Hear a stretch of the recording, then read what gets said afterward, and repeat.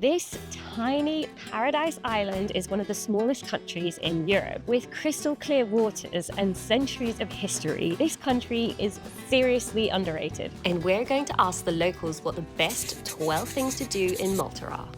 So here's the twist. Both Mike and I have extended family on this stunning island. This is Joe, Frida and Tara, born and bred in Malta. And Joe is a local celebrity for holding the record for the oldest professional football player in Malta and Europe. And he seems to genuinely know everyone. We asked them what we needed to do and they clearly all had the same recommendations.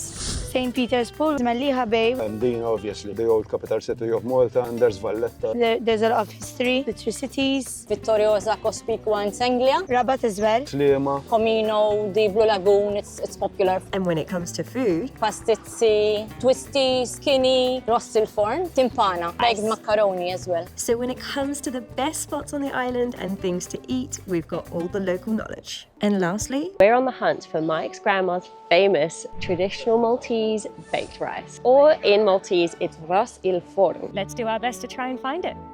First up is Comino Island. The Blue Lagoon is as ridiculously blue as they say it is. It's giving the Maldives, but in Europe. Take a quick ferry from Circeua just for 15 euros and boom, straight into the clearest blue water you've ever seen. There's cliff jumping, swimming, the famous pineapple cocktails, but no sign of Mike's grandma's famous baked rice. And if you want to level it up, book onto a jet ski safari. It is pure adrenaline. It also means you can get into spots which the tourist boats can't because the jet skis are a lot smaller and you can have so much fun whilst doing it. Now it's time to head to Gozo, Malta's quieter, smaller but beautiful sister island packed with some amazing gems. You need to visit Mixta Cave, which overlooks Ramla Bay and gives you that picture-perfect postcard view. You can then hike or drive up to see the giant statue of Tas-Salvatur, the Christ the Redeemer with epic island views. If you're a foodie, Gozo is perfect. We did a food tour here and we got to see the original family-run bakery, tried local sheep's cheese, and honestly considered never leaving.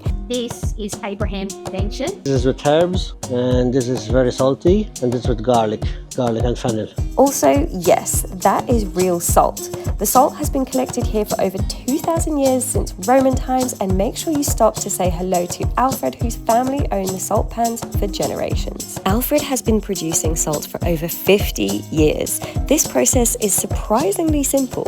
He evaporates seawater to produce sea salt, and it's crazy to think that this practice is literally thousands of years old. He's actually the largest sea salt supplier on the island and is still going strong at 69 years young of age.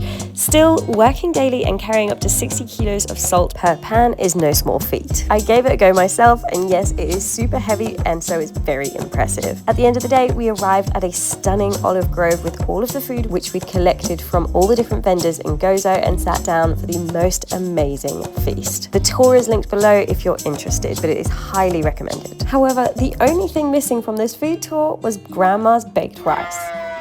For those of you that live for the sea, then Malta is made for you. Head down south to St. Peter's Pool to watch some of the insane cliff jumping. And if you're feeling daring, then you can even give it a go yourself. But watching the locals jump and show off their diving tricks is pretty cool to see. If you want a more hidden spot, go to Coral Lagoon, perfect for a swim, or you can even get a kayak to fully explore the coastline, and the water is super blue here too. One of Malta's best kept secrets. So right now we are at the incredible Blue Grotto. Boat tours here take you through glowing sea caves, and if you dive, then you're in for a real treat. Malta is known as a top diving destination due to its crystal clear waters, diverse marine life, some wrecks, and even some cave dives. So if you're a scuba diver, then this is for you. And of course, you can't miss Dingle cliffs. We came here for sunset and you can walk along the tops of these beautiful white cliffs, and we stayed late to enjoy the most amazing sunset and the view of the highest point in Malta. If you're more into charming cities and cute streets, then this final part is for you. We were getting worried that we wouldn't find Mike's grandma's baked rice anywhere, so this is our last chance. Welcome to Mdina. We headed to this silent city full of ancient medieval charm. It's all stone walls, secret alleyways, and it's no surprise that a ton of Hollywood movies have been filmed here. Now, if there is one place that you need to eat at, it is the famous Maltese bar called Crystal Palace for a Pastizzi. You have to do this. The locals all go here and they are the best in the island. And what's even better is that it's only 50 cents each. Bargain as far as I'm concerned.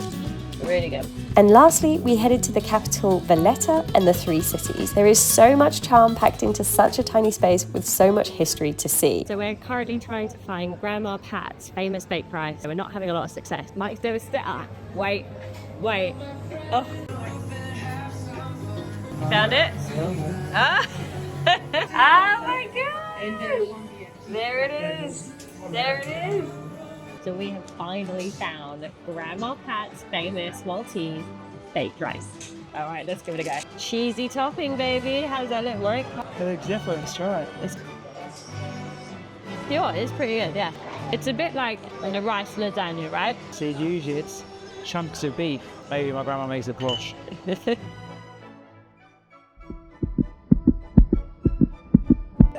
Good. That's a win. Got it, but doesn't meet the standards of my grandma. Nothing will ever meet the standard of your grandma. That's the rule. End of it. At least we know it exists. So that might be the top 12 best places to visit in Malta suggested by the locals, but there are hundreds of things to do and so much more that you can see. So if you have a bit of extra time, it's worth stopping to visit a few more hidden gems that we just can't miss off our list. There is the famous iconic fishing village called Marsa Schlock, which every weekend has an open market. There are a ton of cute souvenirs, streets to explore, plus you can ride local boats and get a unique view of the harbour. When you're on Gozo, you should also check out the lesser-known Weed Il Asli. Gozo has its own secluded coastal gorge and it's perfect for swimming, snorkeling and hiking with some amazing turquoise waters. When you're back on the mainland of Malta, you can't miss the famous Maltese glass blowers.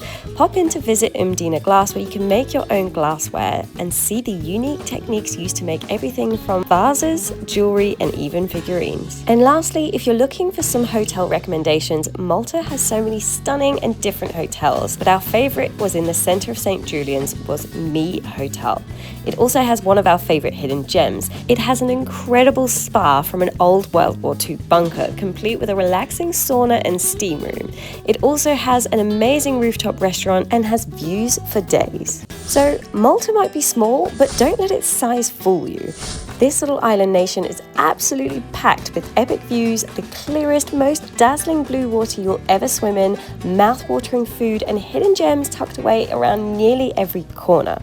Honestly, every day here feels like I'm discovering something new and something very special. Trust me, Malta gets my award for one of the most underrated countries in all of Europe. From its ancient history and stunning architecture to the friendly locals and unforgettable coastlines, it's a destination that completely blew me away, and I know it'll do the same for you. If you're planning your next European adventure, don't sleep on Malta. It's got everything you need for an incredible trip, and I promise it will surprise you in the best possible way. Enjoy and happy traveling.